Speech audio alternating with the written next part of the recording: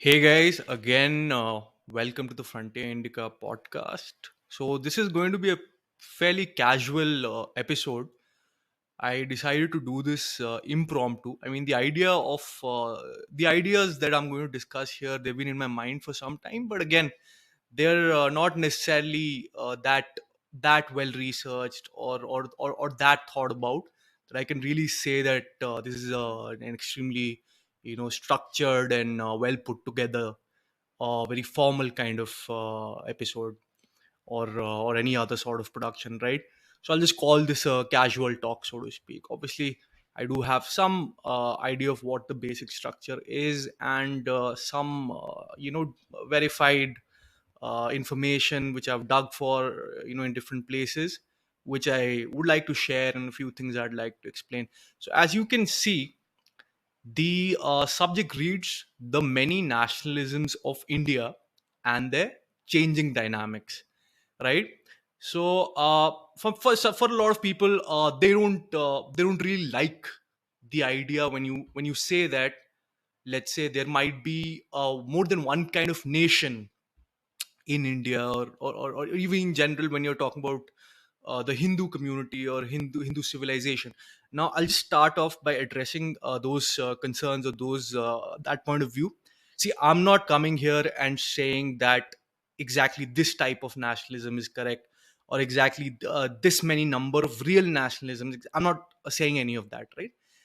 My aim here is to talk about what the technical definition or several definitions of nationalism have been, how they are today, how they might even change, how that has relevance in our context, and particularly in this space, right? This dissident space, this more sort of slightly intellectual online space where people do sort of get into this, right? Or let's say upper caste southern nationalism, where people talk about traditionalist nationalism, Hindu civilizational nationalism, all those sorts of things. Some people even are talking about more regionalistic kinds of nationalism.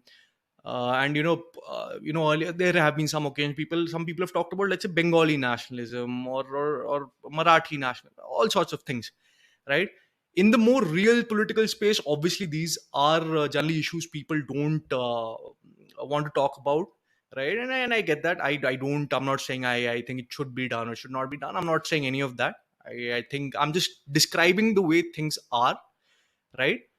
And I want to talk specifically about one thing which I think almost no one has really noticed till now. At least it's not been discussed anywhere that I have seen in the public, right? And that is the relation between economic development, the current state that we're in, where disposable incomes rise, and people are adopting a lot of consumerist material modes of living, right? And people are increasingly, literacy is becoming a universal thing. College is becoming very, very common also now.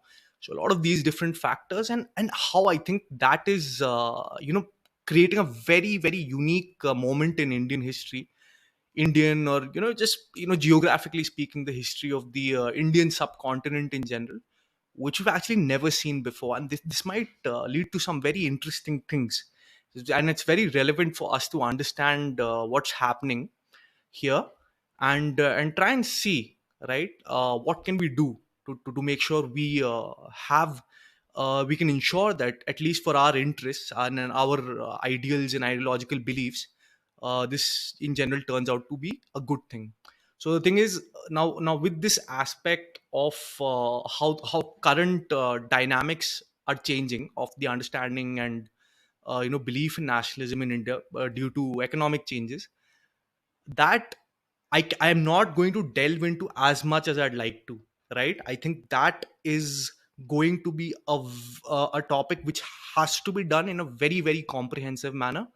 And there'll be a separate maybe podcast episode, maybe a long article or series of articles, which is going to go quite deep into that, because that has to be a very comprehensive and fleshed out thing. But here we'll just discuss the fundamental ideas behind that, and sort of basic reasoning and short stuff, right? So, anyways, guys, let's get into the meat of this. So, obviously, we have to start with talking about Indian nationalism, right? So that's the most common understanding of nationalism here, the most widely accepted as well, right? So, in general, what does this Indian nationalism mean? What is the Indian nation, right? So now the thing is, interestingly, the people who tend to have the most contentious argument about this are generally people from the Sangh right wing, basically kind of like Raita wing type of people, right? Sangh BJP aligned type of right wing people, like the most common right wing in public, and a lot of these really academic type of leftists, right? Especially the let's say your JNU professor, your uh, Perierist, Dravidian nationalist scholar from Tamil Nadu, these kind of people, right? And then these people make a blanket statement. Let's say the leftists would say there's no such thing as an Indian nation.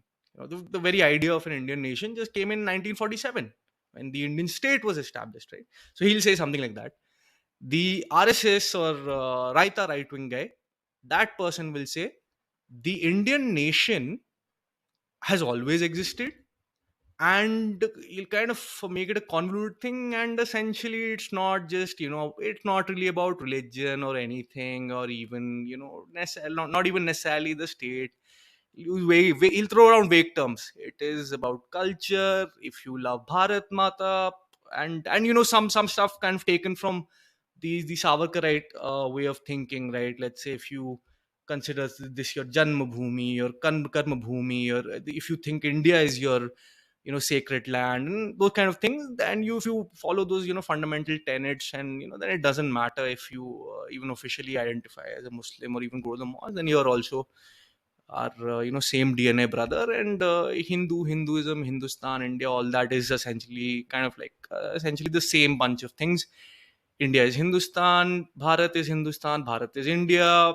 People of India who believe in these two, three basic tenets, they are all Hindus. Religious Hindus are just one kind of Hindus. Even non-religious atheists, so-called Hindus, are Hindus. Muslims who believe in these two, three things, they are also Hindus. Christians who believe in these things are also Hindus. So it's just, so the thing is, both these things, right? So they are either incorrect, very stupid, very naive, right? So I would say that the RSS one, what they are saying is like almost inherently wrong. It's just like falsehood upon falsehood, right? Kind of like I don't know if it's intentional or it's just stupidity, but it's just silly stuff, right? It's not something which I think anyone should take very seriously, right? At least not anyone who has any level of basic intelligence, or reasonable level of education. What the leftist is saying is a very oversimplified, kind of crude way of making an ideological point, right?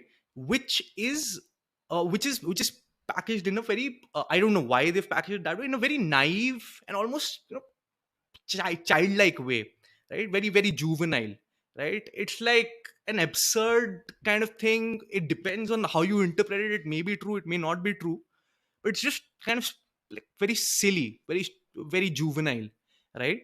And I'm saying that because the very idea of a nation nationalism is so complex, so multifaceted, that when you come there and say, oh, the idea of India was as a nation only came in 1947, you're obviously making a very, very shallow, very vague, and almost a very misleading statement, right? It could mean 100 different things what an Indian nation is, right? To different people, not 100 different things, but quite a few things, right? And that is what we are going to go into.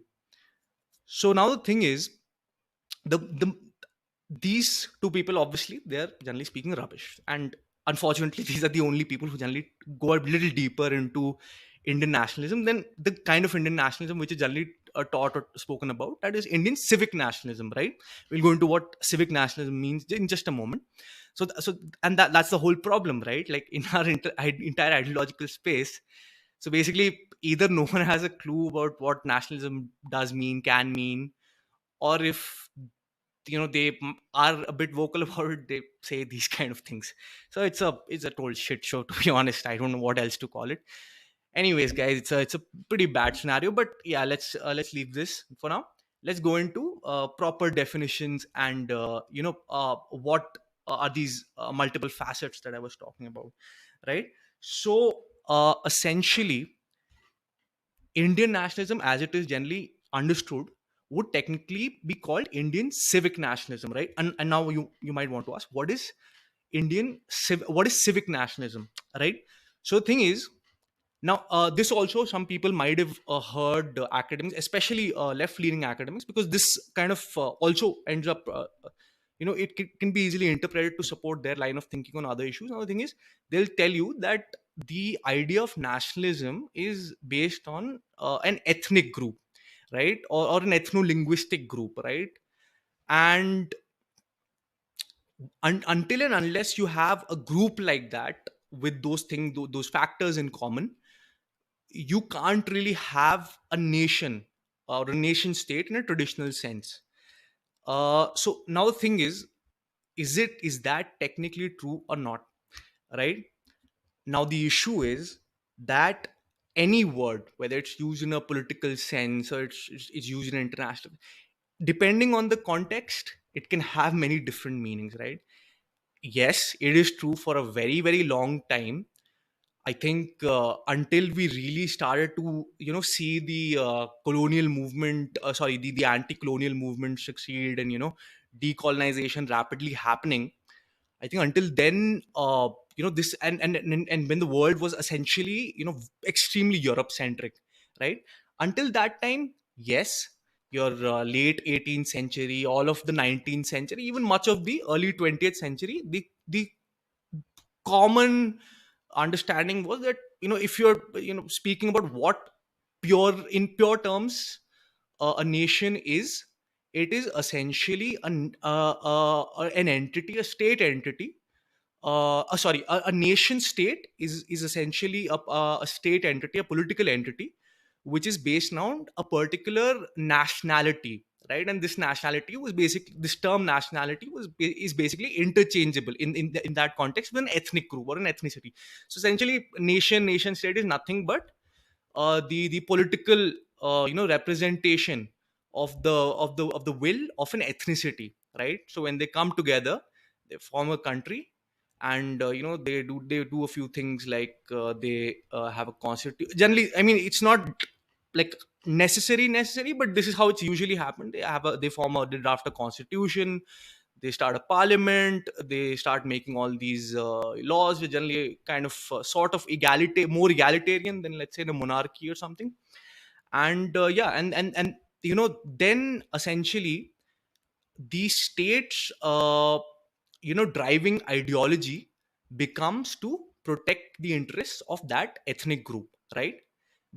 Only generally, practically or legally, only those people can become head of state, or only those people can come to high positions, and a lot of things like that, right? So that is how most of early and even until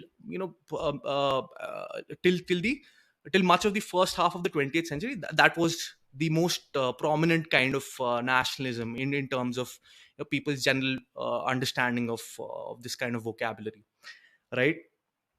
So if I had to give you some examples of this, so the thing is, the emergence of modern day nation states, right? And now you have to understand the term nation state in this context, in this ethnocentric context, right? This started happening from the late 18th century onwards, and kind of peaked during the early to mid 19th century, right? And then kind of continued still, but at a bit slower pace. So, right, what was essentially happening was that in Europe there is a certain term which is used, right, which is called the age of revolution. The age of revolution roughly kind of begins with your late 18th century, and goes on for quite a bit of time in your 19th century, right? And this essentially, I guess, starts from, it depends on who you ask, but let's say the French Revolution. Some people even say the American Revolution, but I'm going to leave that out because then again we'll get confused with the ethnocentric concept of nationalism if we do that. And then after the French Revolution, you have many countries, many regions moving towards this. Spain, you have the Greek War of Independence, you have things going on in Romania. You start seeing a lot of rapid steps towards unification in Germany, which then concludes in the formation of like a modern nation state of Germany, I think in 1861 or something.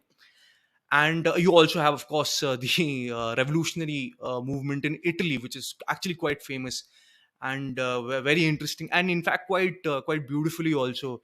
If you actually want to see what romanticism, like in that pure nationalism context, looks like, Italy's revolutionary movement is probably one of the finest examples, right? Until the Italian unification took place, and for the first time actually in history, you had a pure proper Italian state, Italian nation state. And so yeah, you're essentially seeing almost much of Europe in upheaval, right? People are saying our identity is not going to be based on particular religion necessarily, or other things which were commonly held in very high esteem for some political legitimacy, like we don't care if you're the descendant of Louis the this and this king and that king. We don't care about that. We care about our language, our shared culture, our shared historical ancestors, things like that, right? Now the thing is, ethnicity, see, again, it can have slightly different definitions. In some cases ethnicity might also include shared religion. In some cases and generally also it generally also has been seen that it includes geographical proximity. Roughly they're living in the same kind of area, not always so, but generally. And things like that, right? But again, it really depends on that particular case, right? But yeah, this is essentially the ethnocentric nationalism which we were seeing. And if you think about it, the Second World War in particular, right, the fire essentially started kind of because of ethno-nationalism, right? So Nazism, I don't know if they really use this term, or we liked it or what, but Nazism or National Socialism, which Hitler propagated and which came to power in Germany, was a type of ethno nationalism, right? So he basically believed that all ethnic Germans are one people, one nation, one nationality, and their fatherland is Germany, Deutschland, right? And they should be living under one state. So and essentially he was originally from Austria, born in Austria. And Austria is also dominated as like 99, I don't know, more than 90 95% I think, by ethnic Germans, right? And that is why he said there's no point having a separate Austrian country. That's just silly regionalism or subnationalism. That should be part of Germany. And a lot of people agreed with him, and once he came into power, they came together to form one country. Interestingly, one of the biggest points of hostility between Nazi Germany and Poland was the state of ethnic Germans in Poland. And I'm sorry, I'm forgetting the name. There was a just give me a second. There's this the name. There's a name of a town, right? A town or a small strip of land, which was also territorially supposed to be part of Germany. And I think it's called Konigsberg. Just give me one second. Sorry. Yeah, yeah. So essentially, this was one of the kind of reasons, or one of the things that the Nazis, the Germans that time, were quite frustrated about. That this city, this city of Konigsberg, was essentially isolated from the rest of Germany because of Polish land surrounding it, and the Poles up apparently were creating disturbances and problems, and trying to suppress the ethnic Germans here, right? Now the thing is, again, now so if you look at it from a civic nationalist point of view, right, the civic nationalist would say that how does it matter, right? Sorry, so for the city of Königsberg, he would say it matters because essentially they also have the same citizenship. But let's take another example. Many of you might know about Sudetenland, right, in Czechoslovakia. So the Sudetenland was another region that had a lot of ethnic Germans, and that is also again why Hitler wanted to and eventually annexed essentially all of Czechoslovakia after that. So as an ethno nationalist, which is essentially what National Socialism was a variety of, Hitler and people who believed in what he said would want any region where ethnic Germans were either a majority or very sizable minority to become part of Germany, right? That's like a very basic idea which is associated with ethnic nationalism, everywhere, right? And similarly, we see, another very interesting example of a historical person we all know about, and this is very interesting because so I'll just tell you the story. So Napoleon, right? If you look at his ethnic background, to be very honest, it was not from a region which was traditionally speaking a dialect of French or even a very related language, right? So basically Napoleon was born into a family which was ancestrally, and I think till that time they also resided there, of an island called Corsica. If you look at the map today, Corsica is an island just next to France, and it's not that far off from Italy as well. So the thing is that this island, the Corsican people were essentially speaking some kind of dialect of Italian, right? Or language was very close together. So they almost thought of themselves as Italians, right? Or whatever the idea of Italian or being an Italic, ethnic Italic that might have been at that time. And very interestingly, at his young age, when he was in his formative years, as a child, Napoleon was vehemently against France. Vehement, even though France controlled that region even at that time, and till today it controls that region. He really wanted the French to be violently kicked off from Corsica, and Corsica to either become some kind of independent Italian or Corsican, that Italian dialect speaking country, or I guess later on just become part of proper mainland Italy, right?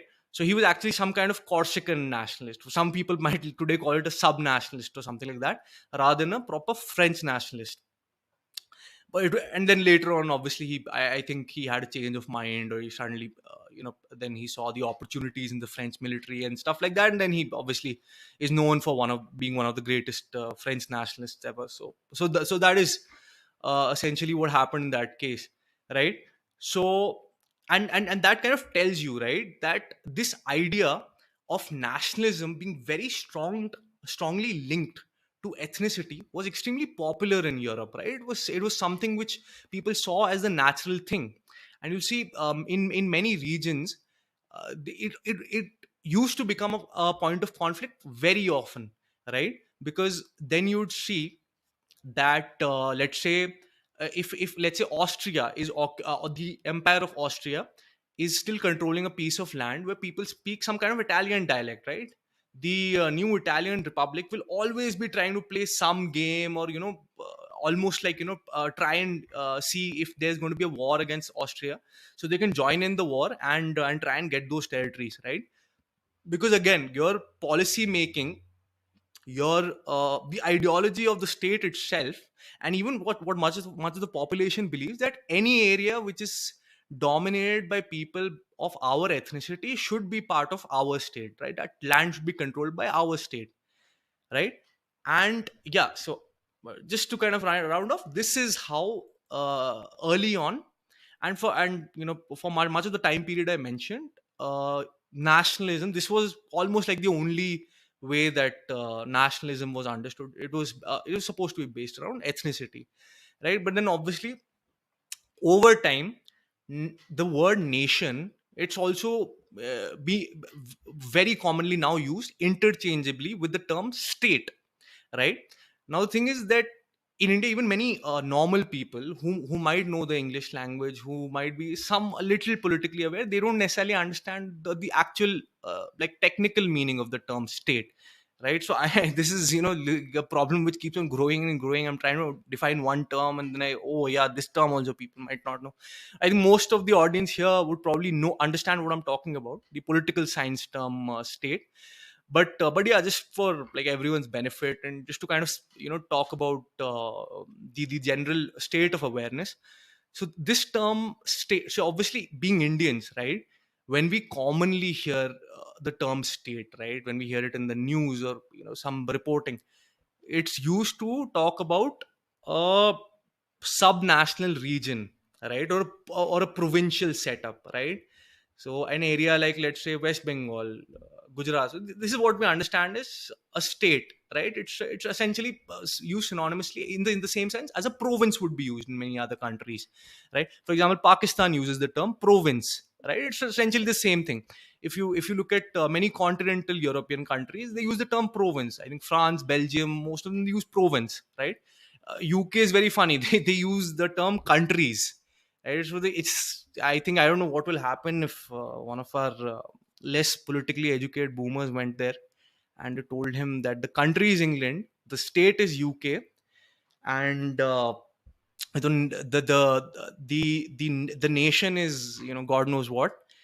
So yeah, so that would be a very confusing place to be in, right? So yeah, in fact, I think what so Scotland would be one country, Wales would be one country, England, I think, Northern Ireland also. And so essentially you have a nation state, not necessarily in ethnic sense, but still a state which is formed of four countries, right? So yeah, that would be pretty weird.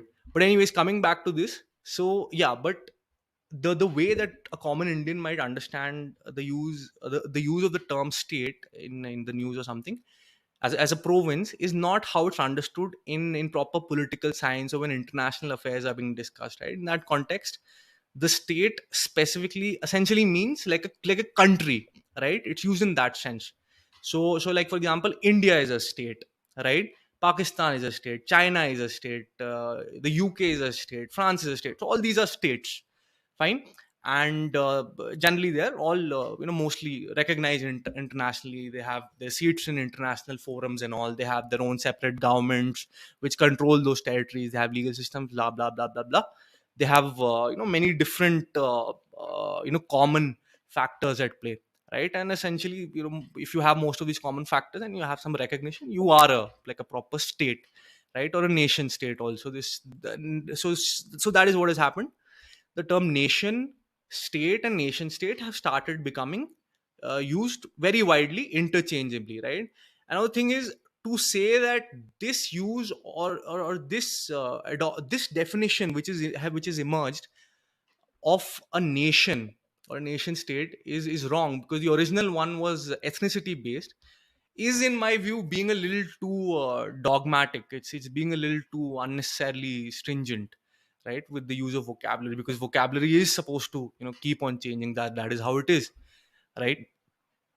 So but yeah, I think so we can probably say that the ethnic definition, the ethnocentric definition of nationalism is the original, the one of the most popular common types. And the second most common type would be your statist definition. You can call it a statist definition based around the idea of a modern nation state, right? So these are the two common definitions, and they're used in different contexts, or even sometimes used in a very similar context. But digging in deeper there is not going to be very relevant for us today, right? So now that we've understood this, we can see that when you're using a statist definition of India, right, then yeah, then it makes perfect sense. India is a nation. India is a nation state in that sense, right? And there's, I mean, like, again, people will disagree and all of this and that. By itself, there is nothing necessarily very wrong with the idea of Indian civic nationalism, right? unless a lot of other things were being purposely neglected or something. See, I'll okay, so wait, let me rephrase that, because I think some people might get confused and you saying something contradictory. So the thing is, I'm trying to be non-partisan here. See, I have my own issues, my own major criticisms of civic nationalism, but I'm just saying that just because people say that the kind of nationalism they believe in is civic nationalism, just because of that they are not saying something which doesn't make sense in a political science context. I'm not saying that their terminology is wrong or their conception itself is wrong by definition. I'm not going into any of that. I don't think semantics is something we should be so concerned about. I'm just trying to explain these things because of because I want to discuss what this means, right? In terms of what people are, how the thinking is changing, how political discourse and these intense political ideological clashes are going to change, and what will it practically mean, right?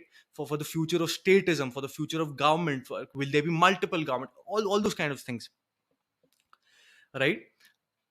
So basically now, civic nationalism, as I said earlier, is the Indian civic nationalism is the most popular kind of nationalism. This is a very statist definition of a nation, right? That's all fine and dandy. So, so if we go deeper, how can we say it's civic nationalism? So the thing is, the most common thing with civic nationalism, again, it is not based around an ethnic conception of the state, of the nation. It is generally very strongly based on the sacredness or the structure of a constitution. So your constitution essentially is the most sacred or quasi sacred source of your ideology or your belief system or your laws or whatever. And a bunch of other institutions as well. Institutions and symbols. So for a civic nationalist, your Supreme Court is important. Your tricolor, the national flag, is almost sacred. Your Ashok Chakra is almost sacred. Your national anthem is inviolable, because of those are these symbols, the integral parts of the Indian nation state, right? The modern Indian nation state, right? And yeah, the army also, right? The army, which is supposed to operate the same ethos of the constitution. So, for example, like secularism, right? To quite an extent, even equality, egalitarianism, and a bunch of other things. So so essentially, if you're a civic nationalism, then obviously these are again, so you're not, your entire way of looking at India and the world and international affairs, even society, is going to be that the Indian state and its values, its symbols come first, right? So when we're talking about values, right, so think about let's say look at the constitution, right? Look at the basic structure, look at the preamble. So you have let's say something like just like, let's say gender equality, right? Like that's a very basic thing, or in general equality before the law. uh, the right to life, right? That is also essentially a part of the basic structure of the constitution, right? Secularism, again, like at least conventionally, if you are a civic nationalist, Indian civic nationalist, you're supposed to believe in secularism, because that is apparently also supposed to be a part of an integral part of the constitution. But then again, some people are raita, but then again they kind of say, no, we are not really that kind of, that is pseudo secularism. One day we'll actually show you what is true secularism, but that day never really comes, except for of course the ever rising minority affairs ministry budget. So yeah, that might be one case where they're actually showing us asli true secularism. But let's okay, that is again not something we're too interested in today. And oh yeah, another big one, socialism, right? Socialism also is traditionally that if you're a true Indian patriot, you have to be a socialist, or at least you don't criticize it, right? You just silently support it, even if you can't actively support. Just be a proper Indian patriot by being a supporter of socialism, because right, that is in the constitution. That is also kind of sacred.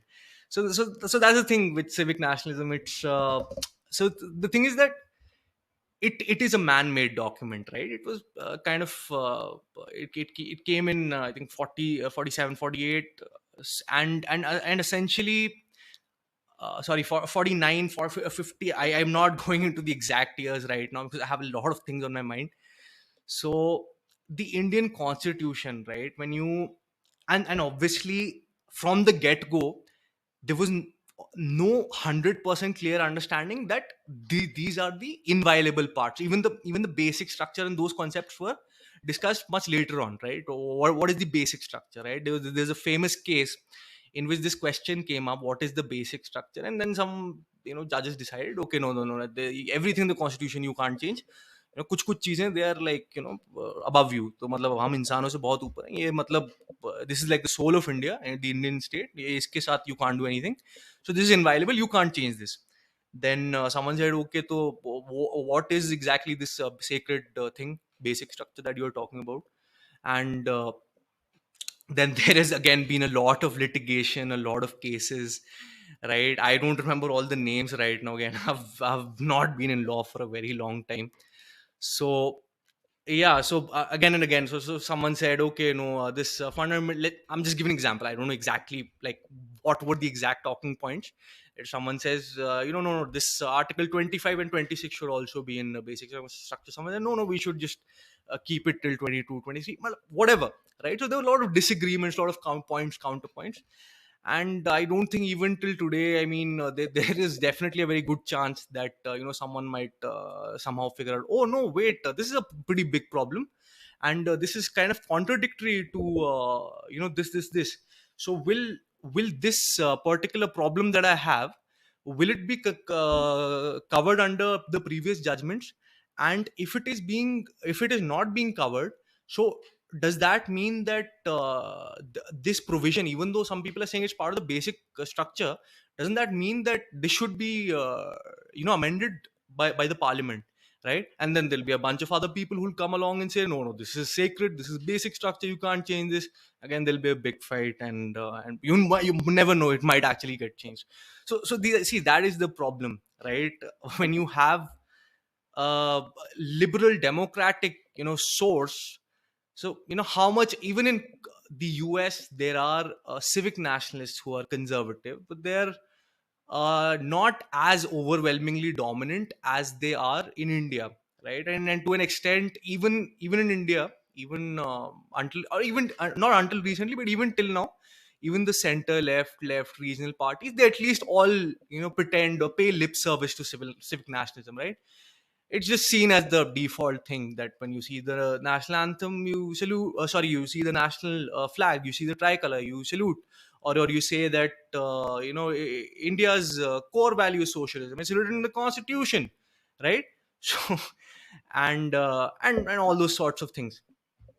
So again, civic nationalism in our mainstream political space is not something which is heavily challenged or disputed, and it's usually not even understood whether it's important vis-a-vis core political disputes, or it's not important. Yeah, the only time that does come up is when something comes down to secession, right? Then Indian civic nationalism becomes a very fundamentalist, and it bears its teeth. That's out to get you. For example, Khalistan, right? And everyone suddenly, oh no, we are hardcore Indians, the ones who believe in the constitution and its values, true socialists. You Khalistanis aren't true socialists. You're religious fanatics. How can you be Indians? You must all die. So so, and again, similarly with the Kashmir Islamist militancy, obviously they want a completely different system, Sharia based system, almost and more towards an ethnocentric conception of nationhood. So again, that becomes a very obvious enemy of the Indian state, of the statist conception of Indian nationalism, right? Again, and I'm being descriptive here, right? I'm not saying this is good, this is bad. I'm not saying civic nationalism is always bad, and that another kind of nationalism I'll tell you about is bad. No, I'm not going into any of that. So this is how civic nationalism is, right? It's the most popular one. It's the one which all political parties claim to support, or at least silently give their support to. And at least for some time in the future, I think it will mostly remain this way. But some things are changing, right? So I'll just quickly get down to that part. But another few more important things I think which we need to discuss. So okay, again now, so we also have something called Hindu nationalism, a term which has become much more accepted, right, since the BJP came to power.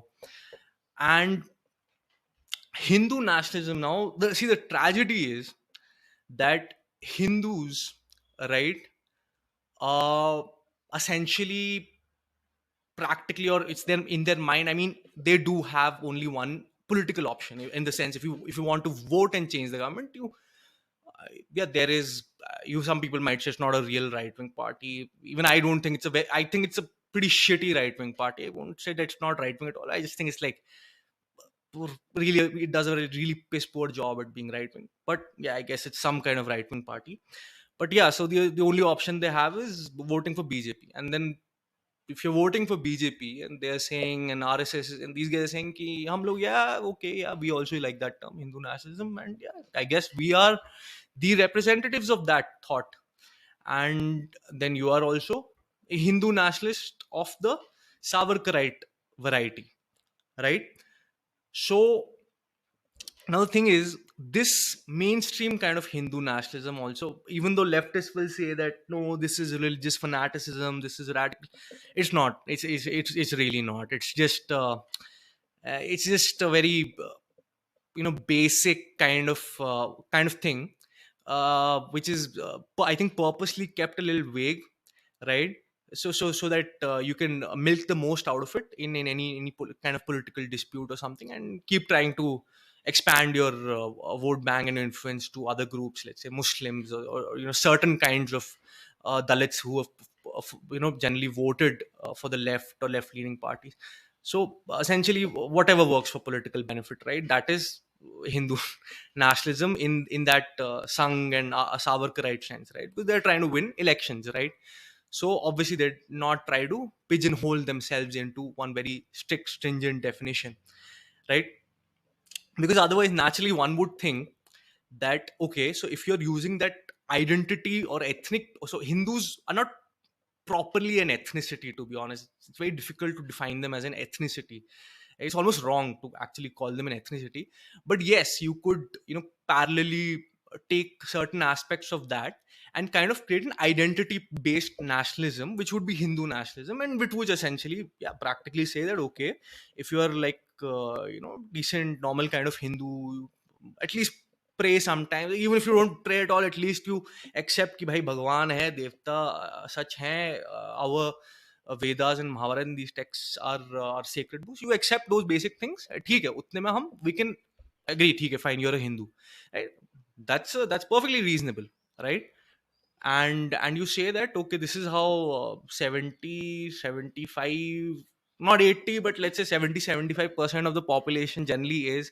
Some of these so-called Hindus are just like atheists, or convinced into some crazy Scientology shit or something else. And to be honest, they aren't really Hindus, okay? So we don't include them in our this new thing called Hindu nationalism. And yeah, so we'll actually try to get that into the constitution, and we'll pass laws which will at least if they don't outrightly favor Hindus, at least make sure that all discrimination against Hindus in favor of other groups ends, right? Because this country is meant to exist for the interests of these Hindus, right? Who are actual believers in Hindu religious values. So that would at least be some kind of genuine Hindu nationalism, right? I think, and common sense tells you, yeah, that is actually how Hindu nationalism should be. If you don't even believe in Hinduism, if you don't even like practice it at all, never you say कि मैं मंदिर जाने से ही मना कर दूंगा, I will not do arti. I will not touch this idol, or this. I'll not put this image in my house of this deity, whatever it might be. These certain core aspects of Hinduism, if you're not willing to accept any of that, then I don't really see how you can also be a part of this happy bunch who are propagating this kind of so-called Hindu nationalism, right? I think when they're saying that oh no, the Muslims also, they are actually same DNA brothers. Actually, if they just sing Vande Mataram and maybe wave the tricolor, और हाँ वो सावरकर जी का एक आध books का summary वगैरह पढ़ लेना, and yeah, you're a proper Hindu as well. it i don't I don't agree with that. I think it's completely absurd, and it's never really going to work also, right? It's silly. It's obviously a political vote bank grab, a piss poor attempt at that as well, by the way, but it is that also. And it's just, yeah, it's just pajitri. Sorry to use that word, some people don't like it, but yeah, it's just pajitri at a very basic level, right? So that is the state of so-called Hindu nationalism. Now, thankfully, in this dissident space, or let's say even if not in the online dissident space, there have been other thinkers, other kinds of, even in some cases, parties. Let's say you take Shiv Sena earlier on, right? When Mr. Bal Thackeray was there, he actually did say a lot of interesting things, which are actually which make a lot more sense than this kind of Hindu nationalism. I'm not saying that everything he said is something that I follow or believe in, but at least it was in the political space, you did have someone at that point, even in a particular region, who was at least talking about some of these core Hindu principles, or ideals which needed to be protected, right? Rather than saying ki ha you can just salute the flag and just maybe take a few pictures with these local cows at the Shakha center, and yeah, you're a Hindu. No, I don't think anything he said was absurd along these lines, right? So, but again, the thing is that in the political space generally, as far as things stand today, that proper kind of Hindu nationalism generally mostly doesn't exist. It's non-existent, right?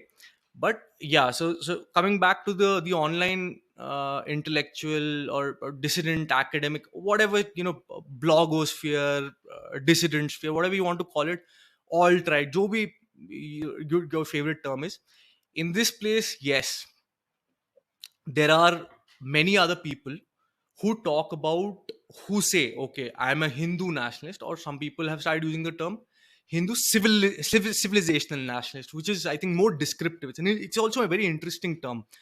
And generally people who are using that term, they tend to have much more rational and actually idealistic framework for what they believe Hindu nationalism is, and what a Hindu state will be, right? So it's definitely much more genuine, right, than whatever this sung conception of Hindu nationalism is, right? And a lot of some other types also, with various some are Hindu nationalists of a very traditionalist orthodox kind of mindset, and they emphasize that Hinduism has always propagated traditional gender norm, and I completely agree with that sentiment. And they talk about they're very strict about the fact about rituals, that these rituals are fundamental to being a Hindu, and these prayers everyone has to do, and the state also should get into fully behind financing this and supporting this and promoting this and that, right? And that is their conception of true Hindu nationalism. Again, so I'm not saying it is perfect, or it's completely fleshed out, watertight, or anything, or even I completely believe in it. But at least it is more genuine. It makes more logically consistent sense than the Savarkarite variety of Hindu nationalism, right? So again, what we're seeing is, at least in the dissident sphere, we are starting to see these other types of definitions of nationalism, of Hindu nationalism coming. And the thing is, and at some point someone might just starting you this kind of nationalism these kinds of nationalisms as terms which are interchangeable with Indian nationalism, which is to some extent already happening with the Sangh variety of Hindu nationalism, where it's just used interchangeably. Like, what are you? I'm an Indian nationalist. Okay, who do you support? BJP, RSS. So you're a Hindu nationalist? Yeah, I'm that also. दोनों चीज same है. ठीक है. So and that is something which is not necessarily a bad thing if you. I mean, in the sense, if you want your version of Hindu nationalism to really succeed, and you want it to become fully ingrained with the already existing structure of the Indian state, right, and to control it through that, then it's a pretty good idea to make sure that people's conception of Indian nationalism changes from that civic nationalism to whatever you are saying through your interpretation of Hindu nationalism, right? That is how you really root yourself very deep into the power structure, the political system. So, okay, so this is as far as Hindu nationalism is concerned. And now you start to see why I use the term many nationalisms of India, right? These kind of things are becoming more common, more prominent, right? Even though in the BJP Sangh Hindu nationalism case, it's kind of like still a fake out, but okay, theek hai, matlab, it is, at least creating a very publicly dominant conversation about, at least on the surface, a different kind of nationalism other than Indian nationalism, right? So yeah, so people are becoming sort of open. Okay, अच्छा ये type का nationalism भी हो सकता है, ये भी nationalism हो सकता है. So people are becoming a little used to the idea, okay, that there might be a variety of nationalisms which people believe in and which are at work here, right? And it's not necessarily something which is always the same thing as the state, right? So yeah, so from this, naturally, then we come on to certain other. So I'll just spend a very brief time talking about this, because for the last part we've barely gotten any time left, right? So fine, so then we come to actual uh, ethnic nationalism, ethnocentric nationalism, which is coming, many of these small subcultures, right? Let's say Rajput unionists as an example, certain I don't know if they use the term Brahmin nationalist, or I think some of them use the term Brahmin supremacist, right? So, which is kind of like and which is similar to, very similar to how ideologues of an ethno-nationalist movement would think, right? Now, the thing is, in India, we generally don't use the term ethnicity for caste or for even any other kind of identity. Thing is that caste, in a lot of ways, caste or jati, or maybe a slightly wider understanding of jati, it has a lot of commonalities with the European understanding of the term ethnicity, right? Sometimes ethnicity is also called an ethne for in short. Oh no, wait, sorry, it's not for short. It's a term borrowed from French, used by certain kinds of academics, right? So essentially, you do have something which can not too inaccurately be called a type of ethno-nationalism, right? So Brahmin nationalism, or Brahmin, that chauvinism or supremacism, whatever people might call it, can be sort of kind of like an Indian variant of ethno nationalism. Same thing with Rajput unionism, right? Or same thing with these some of these guys are also there, no? These let's say, yeah. This was an example which was used earlier also.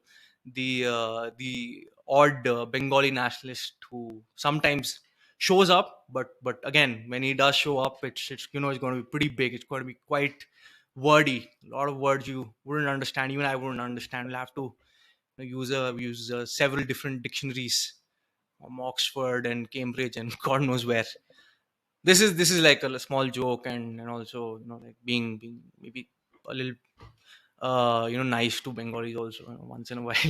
So yeah. Anyways, guys, nothing against any particular ethnic, so to speak. But yeah. So that is another example, and let's say, in fact, on the ground, we have seen, to an extent, we still see some people call it regionalism or subnationalism, but I don't see why the term ethno nationalism or nationalism can't be applied to the belief systems of a lot of parties in Maharashtra, right? Like the MNS, Shiv Sena, these people, because at least, especially at a certain point, I don't know exactly when the peak was. At some point, I think they had a very almost violent movement to against South Indian migrants, or certain types of South Indian migrants in Mumbai and other areas, places in Maharashtra. Then also at some point, I think more of us remember this part when certain, I think, migrants from UP, Bihar, in general North Hindi speaking areas were being attacked, and things like that, right? And when you actually see something like that happening on the ground, then it obviously tells you that there are at least, sizable number of people who de facto believe in ethno-nationalism, right? An ethnic conception of their identity, right? Then no, no, then again, I think the thing is that the nationalism term or the ethno-nationalism tag was never used, never applied, because again, in India, I think almost by default, if you use nationalism for any kind of regional or sub national unit, or a particular caste or a small group, then it is seen as almost like, a predecessor, or the precursor to an announcement that you're going to secede, or a precursor to support for complete secession from India, which is obviously a big no-no, guys. You know how much I love my country. and and uh, and yeah, so that's why people are very reluctant to let's say use the term nationalism for any regional movement, even people part of that movement themselves, or maybe especially so the people of that movement, right? Although yeah, I guess in the case of militants, like people who've picked up arms, right, those kind of separatists, or regional supremacist group, or supremacist group, they don't mind using the term nationalism. Let's say Naga nationalism, Mizo nationalism. Those people who've already gone against the state, who know that once they're caught, they'll be shot dead. Those people, yeah, those people don't mind using that. And when discussing those insurgencies, those terms might sometimes come our way, right? So yeah, guys, we've actually discussed a lot of variety of nationalisms in India. Some of them which have never existed, most of them which have never existed in any political conversations on the ground, in the mainstream media, but are actually discussed quite a bit in these dark corners of the internet, these fringe chat rooms and forums and websites.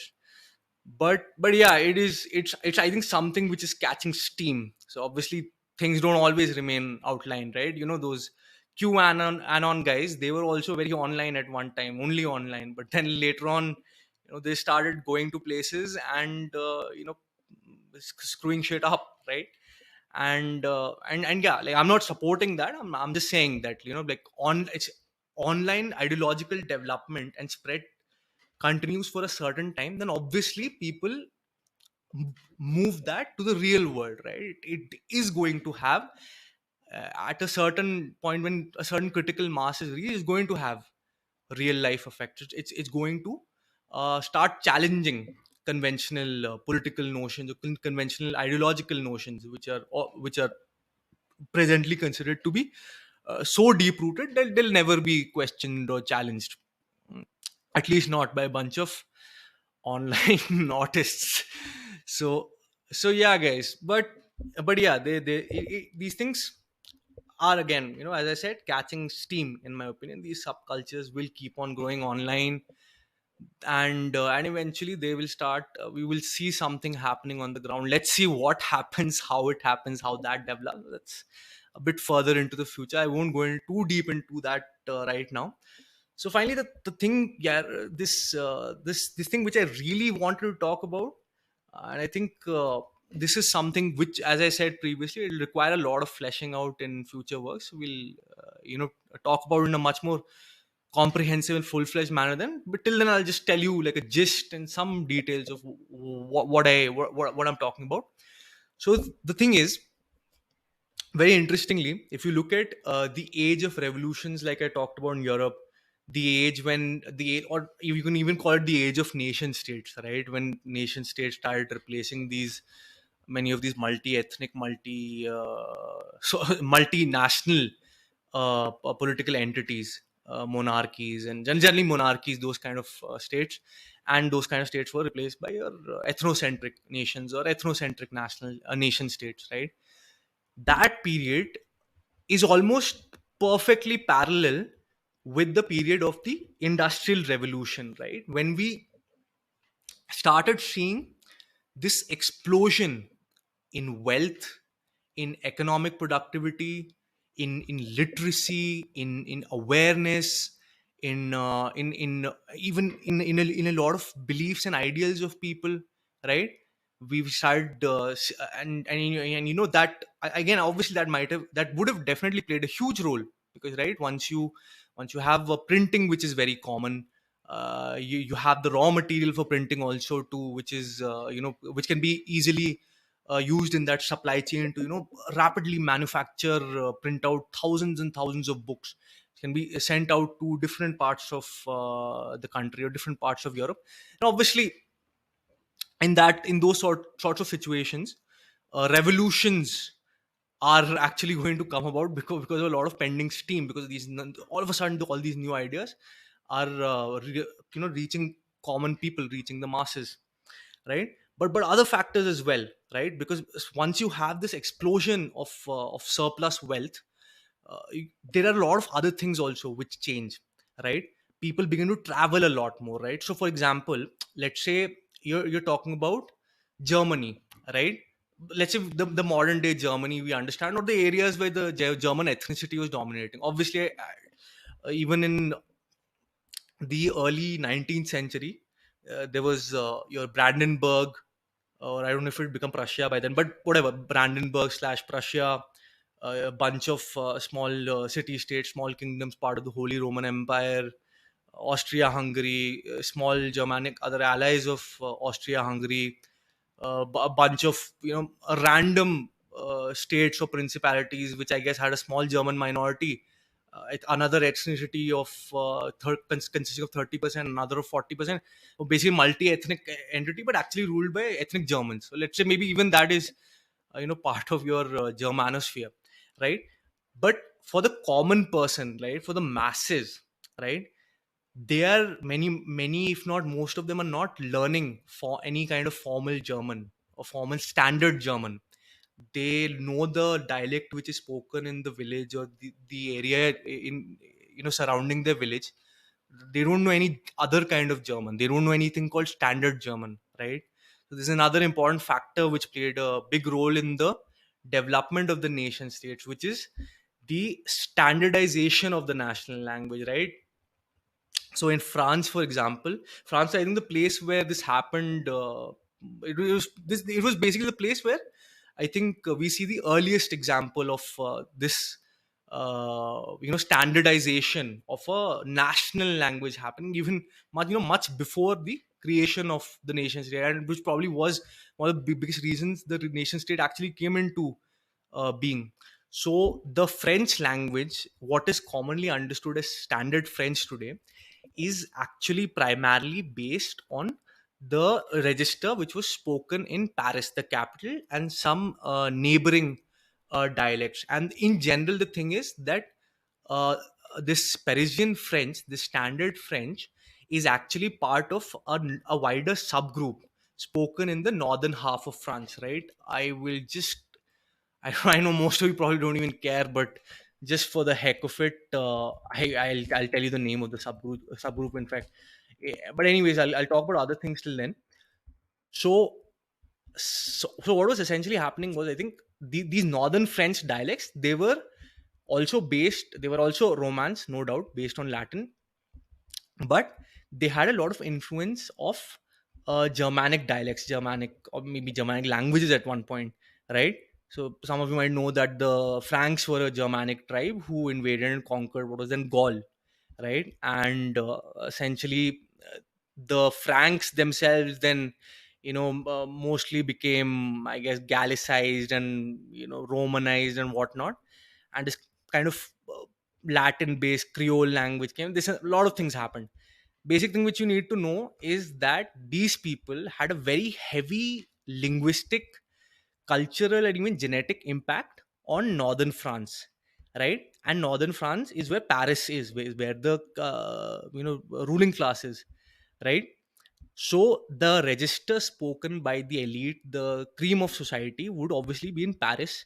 They would want that too, something based on that, and then that is generally how it works everywhere, right? In the modern age, you go to China, there's so many different dialects of Chinese, and actually some of them are essentially different languages, right? That's why people like to use the term Mandarin Chinese specifically, so it doesn't get confused with another variety which is almost a different language, not Cantonese or Wu or whatever.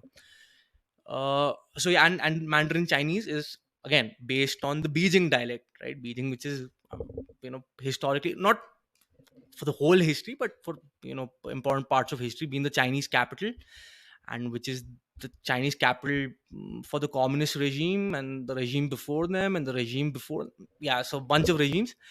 And that is why where the elites live, that is going to be your standard register of the national language.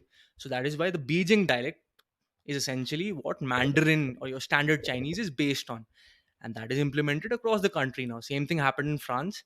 So in France it was even a bit weirder, because now the problem I'll describe for you is that the southern French dialects or registers, so the thing is, many of them would have actually been almost incomprehensible for a person from Paris or from speaking one of these northern dialects, right? Many of them very, very, very different. So now that's the thing, right? So essentially you don't have that proper ethnicity or a nationalist touch. So how are you going to create that? So you use your standardized language and impose it everywhere, right? So these people stop speaking this barbaric dialect which they claim is French, and start speaking the proper Paris wala French, right? And that is essentially what happened. And when standardization took place, after that, dheere dheere karke, they started to send out these teachers and bureaucrats and all these people, and told them ki teach these savages standard French and tell them to not use this barbaric tongue, whatever they're speaking locally. That's not French, that is some talk to their goats and that, right? Don't talk to human beings using that, right? So that is what happened essentially. So yeah, sorry to delve too much into all of this again, but yeah, standardization of the national language also a very important factor in all of this, right? And in fact, another thing which I'm going to touch upon later, actually I can talk about right now, right, is the fact that, so again, if you think about it, an ethnicity or a more proper identity based conception of Indian nationalism can actually exist, right? And the thing is, a lot of people don't realize this, right? So if I had to say, to really answer in a very traditional academic, maybe European centric sense, is India a nation or not? I would actually say it's not, but it is becoming so, right? So how is it becoming so? So now the thing is that in India, so there's a language called Hindi, right? As we commonly understand, most of us commonly understand, the standard register of Hindi is the one which is taught in your NCRT books. Most of the Hindi newspapers are written using that, and stuff like that. But generally, to be quite honest, was that standard register really spoken outside of, let's say, Delhi, some parts of West UP, nearby those areas? Not really, right? Most of 80-90% of what is considered to be the modern Hindi heartland were speaking their own either dialects, or sometimes even dialects which are so far off, which are actually different languages, right? There's a lot of confusion where it happens there also, that, where does the Hindi group of dialects continue, and where do these Hindi related languages, separate languages, begin, right? Someone might say it begins with Bhojpuri, someone, no, actually begins from Awadhi itself. So again, I am not going to go into those things. It's again very contentious, right? So, but what we need to understand is, essentially, when you get state backing, right, when you are promoted as the language which the state wants its institutions to use, which is going to be used as the norm, as the standardized variant, right? Officially, everywhere, right? That makes you spread very rapidly, right? And that is what has essentially happened all across UP, MP, almost or most of North India, even in like I think Punjab today, for the most part, you can go and speak standard Hindi there, and I think a majority of people, at least in the towns and cities, they will have no trouble understanding. In fact, quite a significant number of them will also speak back in that language, right? And that's quite incredible, because it's never been the case in Indian history, right? The standard variant, the Delhi variant of Khadi Boli or Hindvi or Hindustan, whatever term may have been popular, was not something which would necessarily be understood so widely, right? Obviously, let's say you're traveling from uh, Delhi during I don't know, let's say Shah Jahan's reign, right? Go from Delhi and you go to a place which today might be considered a part of the Hindi heartland, right?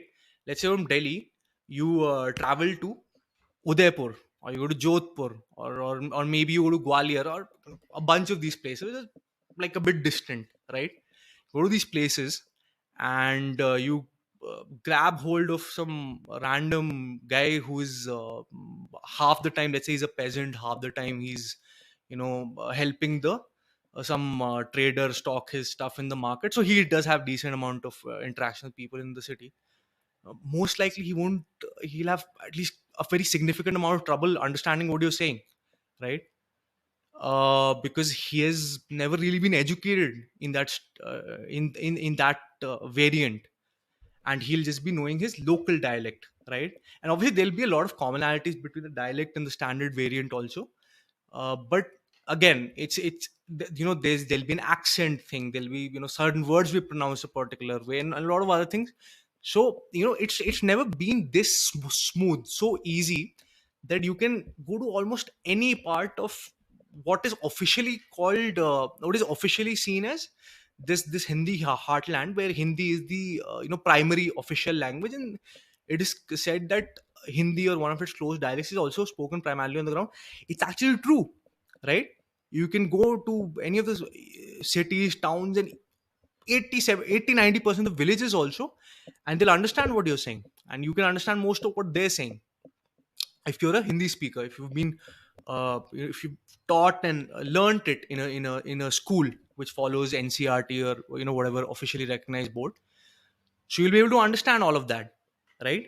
So what is gradually happening is the same thing which happened in France, is the same thing which was happening in Germany right before unification. Right before that, people started realizing, oh, there's something called a German nation. We're not speaking different incompatible alien language, we're speaking the same language. I also know standard German, you also know standard German. We can actually relate to each other, share thoughts and ideas and stuff. And that is essentially what happens with the spread of standard Hindi here, or Delian Hindi, or whatever. Once it becomes de facto the common lingua franca of the entire country, and even that I think is happening quite rapidly, people don't realize that. In Maharashtra, I think in most of big cities now, I think it's almost more used than Marathi itself as the lingua franca, right? And then after the biggest cities, you have the second tier cities, then third tier cities, and the villages, right? So, and then after Maharashtra is the next state. It's Karnataka, and Karnataka already, Bangalore mein, I don't know if it's what exactly you would call the lingua franca. I don't think that city has a lingua franca, to be honest. But yeah, I guess which if you bump into a random person, they'll almost be as likely to know Kannada as they're likely to know Hindi. At least that's what my experience has been. Some people are telling me that apparently it's even like more. I mean, depending on your perspective, it's bad or good. I'm not saying that, but some people are saying that it's progressed to a point where you have a better chance of getting a response from a shopkeeper or street vendor if you speak in Hindi, at least in certain more migrant populated parts, like large parts like that. where you have a better chance of getting a good response if you speak in Hindi rather than if you speak in Kannada or maybe some other South Indian language, or even some English, like English mixed with a little bit of Hindi, right? So better than all of that, they say you just speak in Hindi. वो भैया भी अपना कहीं Awadh side के ही हो, वो सब समझ जाएंगे, मतलब whatever. But yeah, that is another example, right? And then again, like if you see that demographically the Hindi heartland has a major advantage. It has that massive you know intentional, unintentional, direct, indirects, but that state you know ka thappa bhi hai na. It just makes your language, your standard dialect, standard register spread like wildfire, right? So on this continuum, essentially Hindi will be at some point into the future. I don't know, maybe it's going to be in 30 years, maybe 40 years, maybe 100 years, I don't know. At some point, people will see a very important thing in common with 90, 95, 99% of Indians. That is that the primary language which they speak will be Hindi, will be the standard register of Hindi, right? And at that point, you are, or either you've already established that ethnic consciousness, or you're very close to establishing it, right? I think the tricky thing in India is that you also have caste, right? So caste actually plays a role in creating a barrier to the formation of a proper ethne based on region or language or even religion and stuff. So yeah, that caste is what actually really is the spice here, which makes it very interesting for someone who's intellectually curious, right? But yeah, but then again, the thing is that caste is also dissolving in let's say maybe not as, or maybe as rapidly. I actually can't really say, right? Caste is also, intercaste marriage is becoming more and more and more common. A lot of people are not coming out and saying we don't believe in this. Some people are actively criticizing it and saying that this abolish this and that, and whatnot, whatever. Again, we can't really say what's going to happen, but there is a non-insignificant chance that yes, perhaps we might live in a time when Hindi becomes the lingua franca or the main language for 95% of Indians, and at the same time, let's say 80% of them don't really believe in caste much, or don't really practice caste related practices, you know so at that time, you essentially do have an Indian ethnicity for all practical purposes, and maybe they'll even start using the term ethnicity. Don't really know, but then, for whether they want it or not, right? Indian nationalism, even though the state propagates that civic nationalism thing, it will transform into ethno-nationalism. See, that's what happened in China, right? China officially on paper is a communist country. Until the time the state was adamantly pushing, it was cutthroat, all these socialist values. We have to, create that, Marxist utopia and all those things. When it was on that path, everyone was very scared, and people were just like, okay, we'll just do what the commissar says. People didn't really, talk very publicly about Chinese nationalism or Han ethnic consciousness, or whatever. And again, then yeah, that may have also gotten linked to traditional Chinese religion or Buddhism, or Confucianism or something like that, and again got into you into trouble. So you might just think that, okay, no, I won't talk about any of these things. I'll just say Marx Zindabad, Lenin is the best, right? Whatever. Then you have a situation where China all of a sudden starts, not all of a sudden, but yeah, quite rapidly they start adopting capitalism for all practical purposes, right? They start toning down on that communist propaganda, or kind of patch it up, rephrase of quite a few things, and try and make it seem that that's like a utopia which is common, which is compatible with the very special type of flexible kind of capitalism which we have adopted here in China, and that's how things progress, right? And now you look at the way the Chinese government operates, the way even a lot of people in government, in fact, I think this is probably how Xi Jinping actually thinks, right? I don't know if he would like to use the term even in private. You know, whatever, however you say Han nationalism or Han ethno supremacism, whatever, right? But yeah, for all practical purposes, I think including the Chinese premier, most senior bureaucrats, most powerful people in China, and even most common normal Chinese people have essentially adopted that Han ideological pride, that ideological understanding that we are the Han race, we are the Chinese race, we are the Han ethnicity, and we are the center of the world.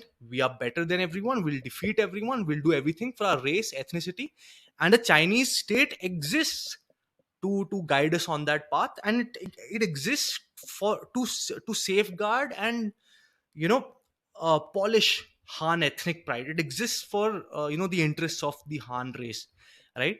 I think that's practically become what Chinese communism actually is today. It's not really about good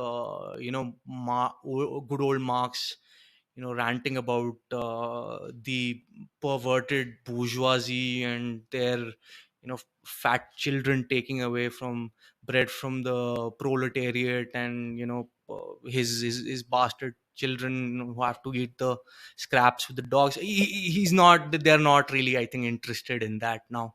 They're more interested in how in Chinese history this Han general beat these Mongol and Manchu courtiers in a particular empire, or how the Han were able to teach Mandarin or the Chinese language to these uncivilized, barbaric, tribals in Taiwan, or back then southern China, which was dominated by non-Sinic groups at some point, right? So things like that. So that's what practically happens when that either that overwhelming control is not there, or certain practical issues are. See, in India, it's not the thing that the state itself is you know putting like a cutthroat version of civic nationalism. I mean, Indian civic nationalism ठीक है, polite kind of, कि गांधी जी बहुत अच्छे आदमी थे, ये Nehru was ये चाचा Nehru, he loved children, all that kind of shit. That is Indian civic nationalism. It's not a very, to be honest, a very cutthroat kind of thing generally, unless like you do that Khalistan kind of stuff. Then it really, they get pissed off, right? So as far as India is concerned, there were practical issues. It was not about the state shoving it down necessarily to everyone's throat. Obviously, the state made very strong efforts to popularize it, but the state never said that the if you don't have the tricolor at this time on this day, you will be put in jail, or the max is like, if you don't stand up straight during the national anthem in a, and even this thing has happened very recently, that people getting beaten up in the theaters and all. Even to be honest, I don't think that would happen every theater, right? I don't know how common that happens. I'm very sure, especially in the cities, there is a very large percentage of theaters where if a guy just sits down and pretends to ignore the national anthem while everyone else is standing up, people are like, fuck it, जो movie देखना है. Like, many people might just be like, screw it, man, it's not my problem. And see, that's the thing, right? The civic nationalist, right, which the government has created, right, which is the most prominent type, right, is, and the thing is, this is the problem. They get infamy for no reason, in fact, I think, right? If you think about it, if let's say there's a 20% chance that if you don't stand up for the national anthem when it's playing in a theater, you will get a little you'll get a bit roughed up with thappad par maar dega, things, something like that will happen. Yeah, some over enthusiastic guy will jai mata di, bharat mata ki jai, or something like that, from, I guess, one of those military border movies, or try and do like some Sunny Deol stunt on you, on that person 20% of the time. And this is not even something that is permanently physically harming that person. I think that's an incredibly nice guy ideology. I think it's a very, very pacifistic ideology, right? Because the thing is, in a proper ethno-nationalistic kind of setup, let alone 20% of there's a good, I think, 70-80% chance when you'll be nearly killed, right, for something like that. Now imagine, like, a good example would be something like Armenia, Azerbaijan. You might say that that's because of the recent thing, nationalist sentiment. No, okay, don't go on the recent thing. Even 20 years ago, 30 years ago, even 30 years from now, when let's say the border has been all calm and everything, you go to some Azerbaijani theater and you look like a guy who understands the language and you seem like a local, and you refuse to stand up for the national anthem or whatever, if they have that kind of law that it'll be played, and you're aram you're eating your popcorn and scratching your head, or like some of the pervert, some maybe it's a pervert guy scratching his balls or something. If you're a guy like that, there's going to be some crazy ass dude who's going to murder you, or like maybe perhaps a bunch of them, right? Brutally, like, murder you in public, and they will not give a fuck if the police comes or doesn't come. That is ethno-nationalism, right? Ethno-nationalism, it is like a very it just is much more hardcore than civic nationalism. I'm not, again, dude, I am not saying that that is necessarily how things should always be, but if we are being truthful, that is how it would be. And in comparison, civic nationalism, particularly Indian civic nationalism, is not intolerant. It's very tolerant. It's quite non-confrontational, generally speaking, unless you really cross a line, and it generally doesn't advocate or promote hurting people, right? So that is how the situation currently is. But then that's what I'm saying, that once you have a situation, practically speaking, where 95% of Indians speak that standard register of Hindi, 80-90% of them don't really believe in caste. They think, okay, theek hai, Indian hai, so I can marry any Indian.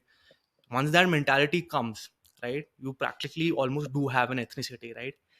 And for all practical purposes, this nice guy, good boy, Indian civic nationalism will be very, very rapidly subsumed by Indian ethno nationalism.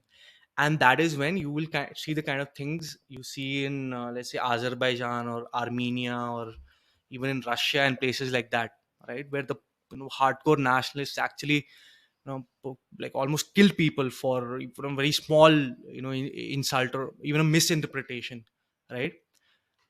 So yeah, and then again, this is not supposed to be prescriptive. This is I just what I think is something could happen.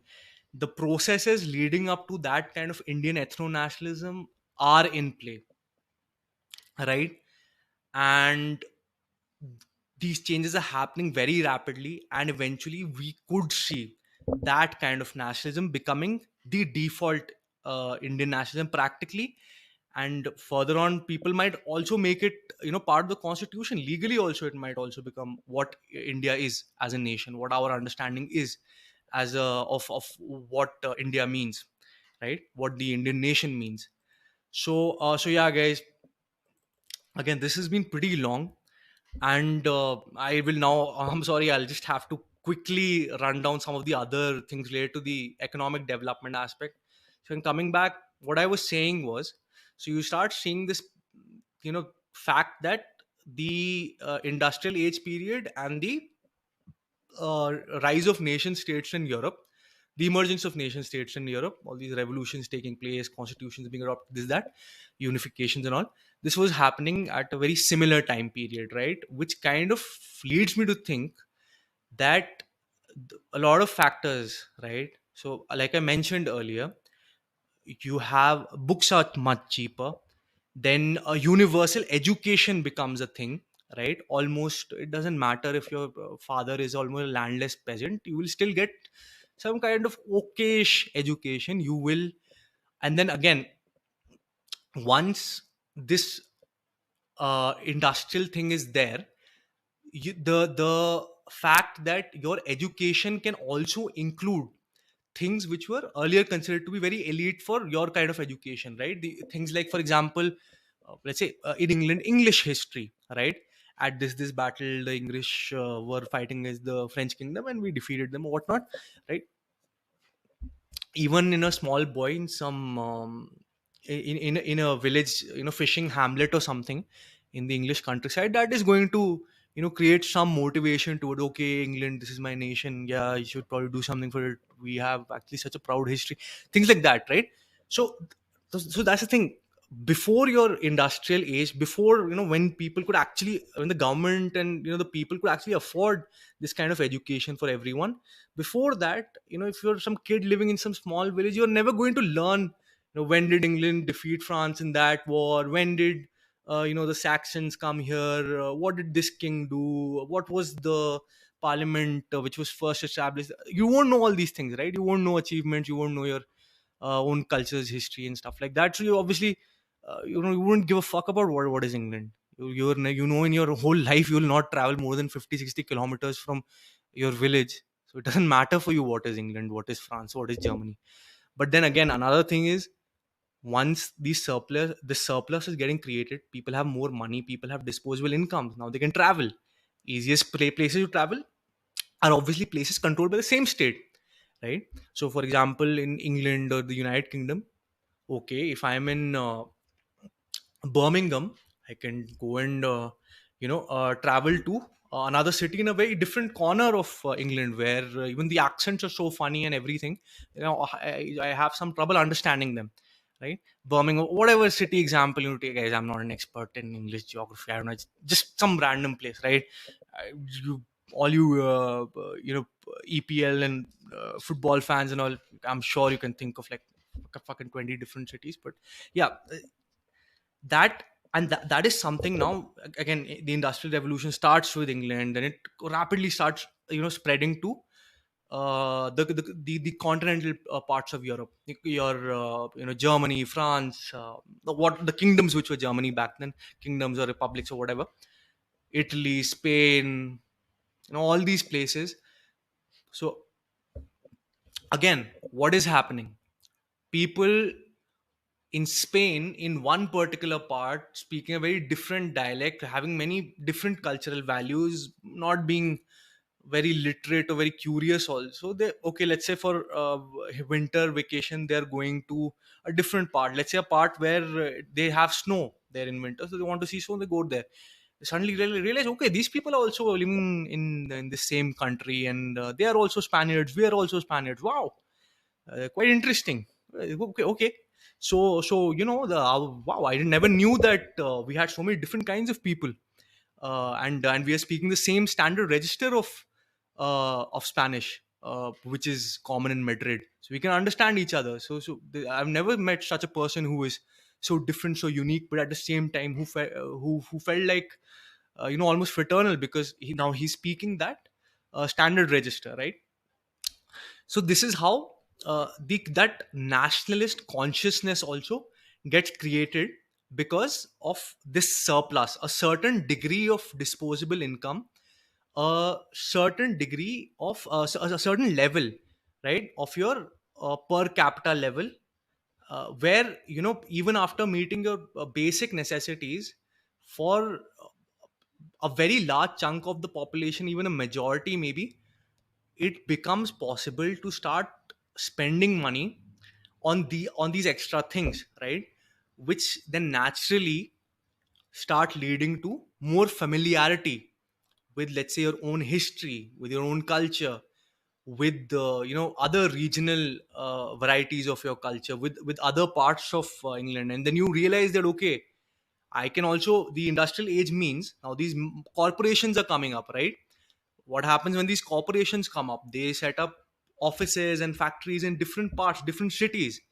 Now permanent migration also becomes a very big thing. Now you can't be that guy earlier who's just, I don't, fuck it, screw it, I'm not never going to travel outside like 50-60 kilometers of my village. What do I care about what is there in that part of England? And that, now you have to care, because the thing is, you might be born in northern England, but all the good jobs might be in southern England, or western England, or whatever, right? So you have to make sure that you're following which part has the best opportunities in your field and things like that. So people started migrating also a lot more, right, for better opportunities or to get a better education, and all those kind of things became very common with the industrial revolution, right?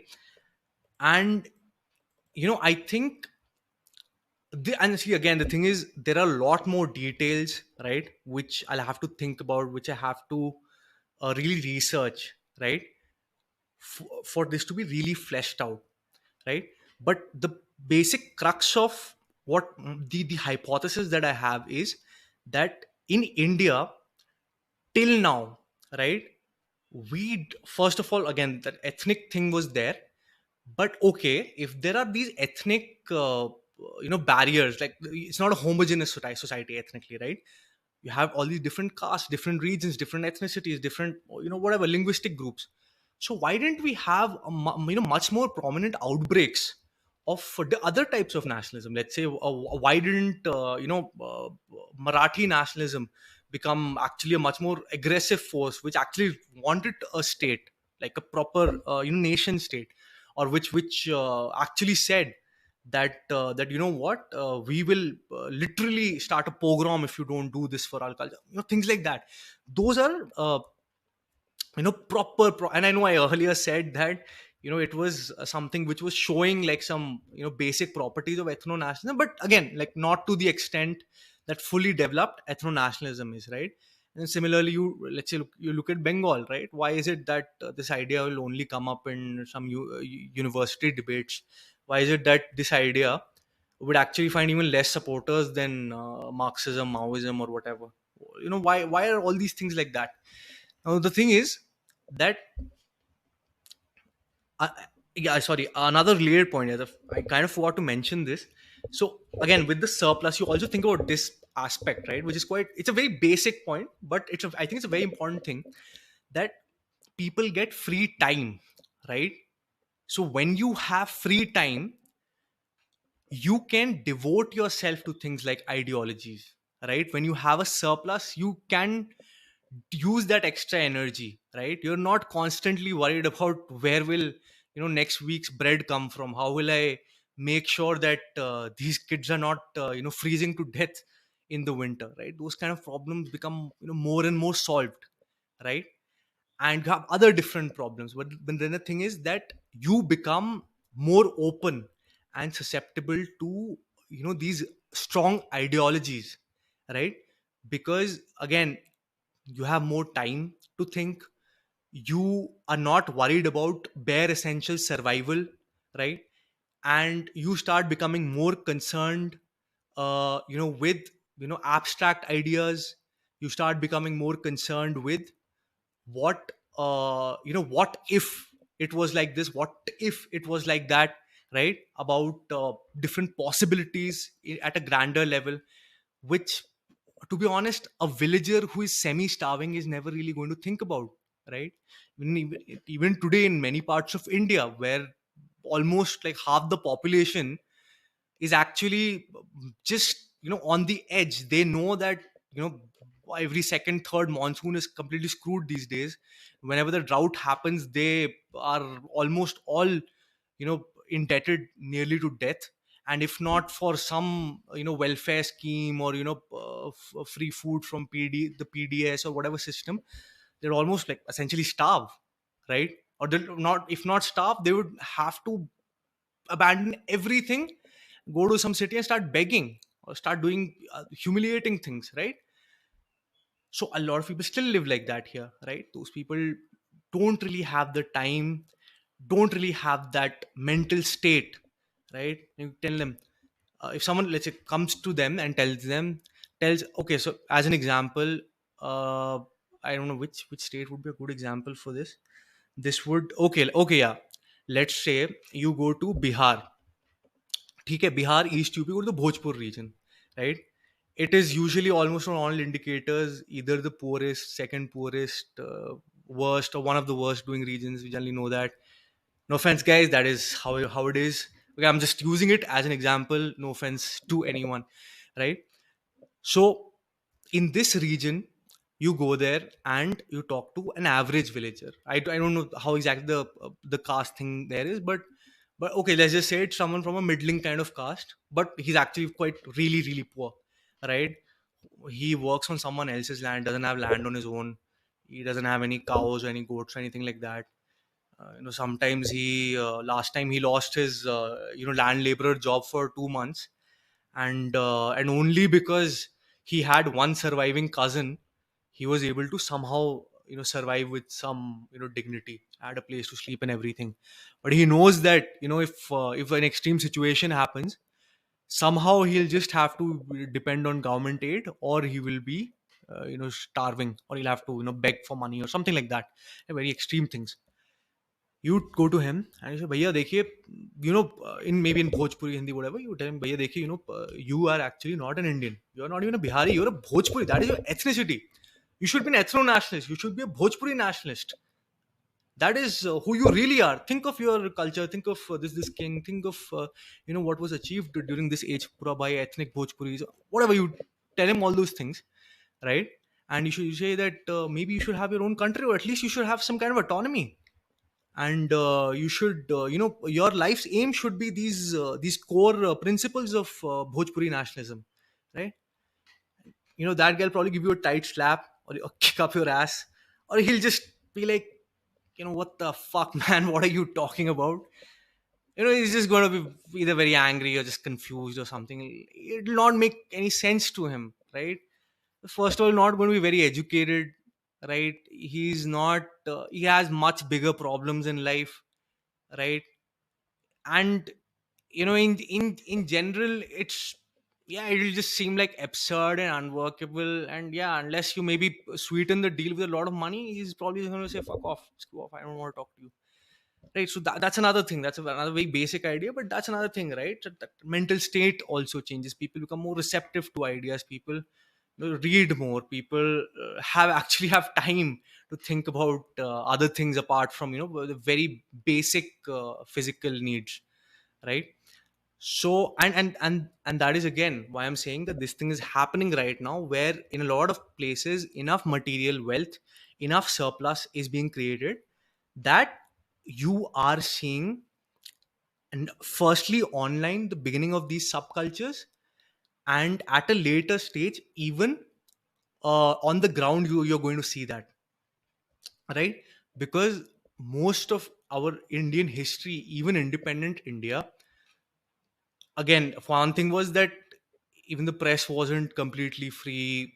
The fact was that, as if you're talking about literacy, even mass literacy also, even right now, I'm not very confident to what extent we can say we've achieved mass literacy. But yeah, most people didn't know how to even do basic reading and writing in any language, let alone standard Hindi or English, any language, right?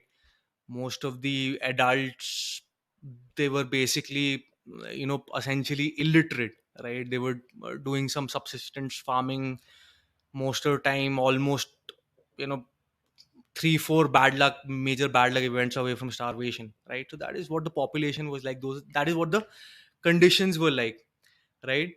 And that is why you didn't all of a sudden have some guy coming up and saying, hey, all these different tribes with these surnames, we are all Gujjars and we have this history, and we should become all become Gujjar ethno-nationalists. We didn't have that.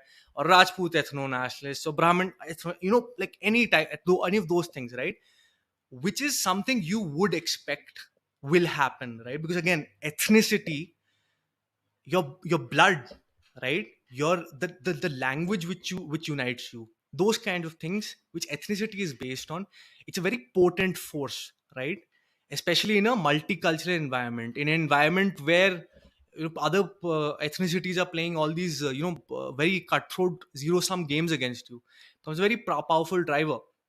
But we've not really seen it practically doing much or becoming very open about their ethno-nationalism, or becoming extremely violent, or any, or secessionist even, or those kind of things.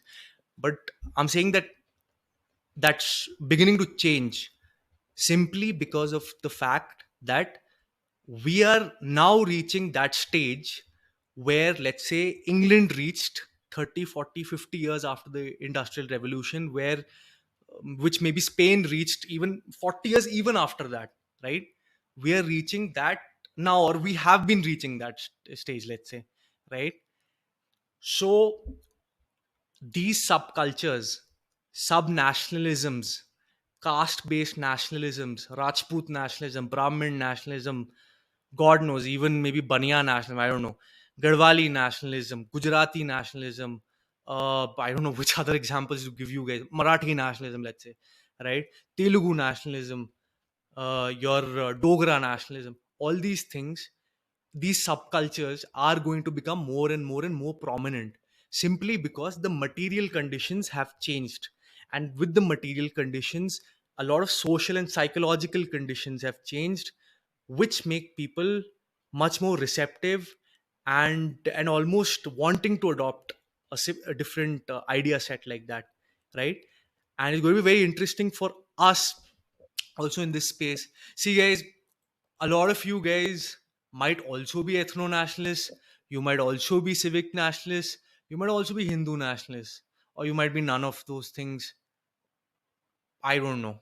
Okay. Or you might just be two of those things. Maybe let's say you have a more traditionalist kind of Hindu nationalism variant. You hate the sauerkraut version of it, but you're kind of okay with Indian civic nationalism also. Just the thing is that you don't want the constitution stuff to be too forceful. So someone else might say, "Nee, nee, I completely hate civic nationalism. It should be proper Hindu Rashtra. It should like constitution. To screw the constitution, we'll have another document based on scripture." Someone might have that view. Some of you here might actually be totally a caste nationalist kind of guy, right? You might come and say, no, no, I just care about Jat nationalism. All Jats are the greatest people in the world. Screw your Hindu nationalism too. I love my religion and everything, that's fine. I don't want it to be the basis of any state or something. I think our Jat ethnicity is good enough for that. Someone might have that view, right? So again, a lot of different people, a lot of different views. In commonality, I think most of us in this corner of the internet, if you're probably listening to this podcast, and yeah, if you're hopefully not a scroll journalist, you probably believe in some type of identity based political thought system, political ideology, whatever you want to call it, way of thinking, which is very, very concerned about upper caste issues, especially for young upper caste men who are Hindus generally, right?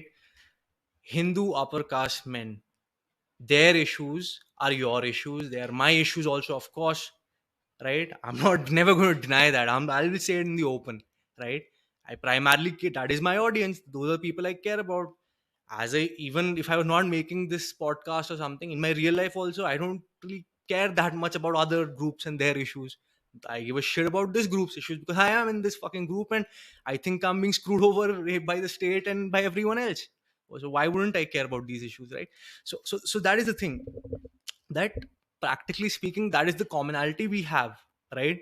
We know that we are getting screwed over, upper caste people, especially the men, especially the young men. Most of us have those 3 4 things in common, and we're really concerned about that. We want fixes, we want change. Okay, we're not exactly agreed upon how that's going to happen, yeah, but we want to figure out ways to solve that, right? All that being said, see, the thing is, we can't say for sure whether the emergence of these subcultures is going to be a good thing or a bad thing, right? Because now the thing is, some of the people who go into that purely caste based ethno nationalism, they will not just say screw all the non UCs, they will also say screw all the other UCs apart from my particular caste, right? Then automatically their interest and your interest becomes at odds unless you come from that very, very specific caste, right? But on the other hand, those people also will maybe they might be more successful than you in mobilizing people on the ground. I don't know. If that happens, perhaps they will be able to win some more concessions against the state, which indirectly might also help us or motivate us or give us some kind of boost, or even legally it might just end up creating a change which will practically benefit us as well. So we can't really say, right? All we can do is just acknowledge and accept that this is happening. Those kind of specific caste based nationalisms will continue to grow. Different, I think, in fact, Hindu nationalism itself will become many different types of nationalism, and that might even start happening with Indian nationalism itself. Might, I'm not very sure about that. But at the end of the and the thing is, even what you want, whatever you want to call it, upper caste nationalism, southern nationalism, duja nationalism, whatever term. See, I don't like to use any particular term, at least now, which sticks too much, because people have 100 different objections with 100 different names, even though they goddamn believe the same things. I'm not going to get into all of that. But yeah, even upper caste, this kind of sort of some kind of ethno-nationalism is might have 10 different varieties 5 years from now. 10 different, very prominent and active varieties, some of them which might also become very active and even a little powerful on the ground, right? So we'll have to see how that all that plays out. The only thing is, we have to be ready for this blossoming of, you know tens or dozens or even hundreds of different nationalisms, which are not just going to exist on the internet, but many of them also on the ground, maybe many of them also beginning their own political parties. And I'm just laying this out there. I don't know if I should even say this. I'm not necessarily promoting it, right? I'm not saying that it's a good thing, and I can't even say for sure if it's going to happen, to be very honest. But there is definitely a non-insignificant chance, especially the way I told you, ethno-nationalism is a thing which fires up people's blood, right? It's much more potent naturally than civic nationalism, or even the kind of half-assed Hindu nationalism which RSS is pushing. It's very potent at inciting violence in people, right? So it might even reach that stage with some very particular types of groups who decide, screw it, me and my 2 million people, this is all I give a shit about. I don't give a shit about your India, Hinduism, that caste grouping alliance, whatever. We're just all going to take AK-47s or whatever weapons and, kill everyone else till you accept our demands for a separate country or whatever other demands. I'm just saying something like that also might eventually come from one of these streams, right? And I'm not advocating for that, but I'm just laying out that as a possibility, right? So we also need to keep that in the back of our minds. What happens when something like that becomes actually becomes a major issue for the state and for the country, right?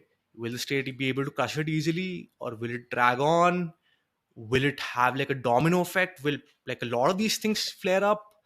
A lot of these things flare up, how the hell is the state going to take care of that? Will that encourage some neighboring countries to start declare full scale war and try for land grabs? Will those be successful? If those are successful, will the state actually be able to hold together with these multiple invasions and insurgencies? If not, if the state collapses, what will happen? Will it be like Yugoslavia 2.0, USSR 2.0, I don't know, Iraq, Syria 2.0? How the hell are we going to react to that? And again, all these are interesting, questions. But yeah, guys, that is it for today. We will, again, as I said, uh, we will flesh this out in a better way. I think economics also is something very complex. You need to look at data, proper statistics. Okay, when the industrial revolution happened, okay, how many people went into the middle class? How did the life of the peasants and the working class change? What happened politically, socially? What happened with disposable incomes? This, that. What technology was involved, and what exactly are maybe some of the other important parallels are also there which we've missed. The parallels that we discussed, if can we go into the statistics of that, and all those kinds of things, which will be fleshed out later on in an independent piece or multiple pieces. But for now, thank you guys. I'm glad you took the time to listen to this very long monologue. I hope, yeah, so it was supposed to be a casual talk. I hope it was not too casual, and you enjoyed it. So thank you once again. Take care, and hail Modinomics. Till I guess we're all singing Modi Chalisa on the street like beggars or something. Yeah, not really, not really. Definitely not Modinomics. I don't know about the other policies, but yeah, man, I do know about the other policies, but damn, this one is, it really takes the cake. Modinomics is, my god, it's yeah, you might remember seeing that meme where these two actors are smiling, and they're wearing torn clothes, and they have dirt on their face and their bodies, and they're smiling as if they're looking forward to things which are to come, but they know they're screwed, right? And they are screwed. And yeah, I think a lot, that is how country is right now. Modinomics, I don't know what the heck he is, that guy has learned, or who is advising him. But yeah, those people do not know what the fuck they're doing, right? Sorry guys, I went on a tangent, but yeah, again, bye, take care. God save you from Modinomics. Okay.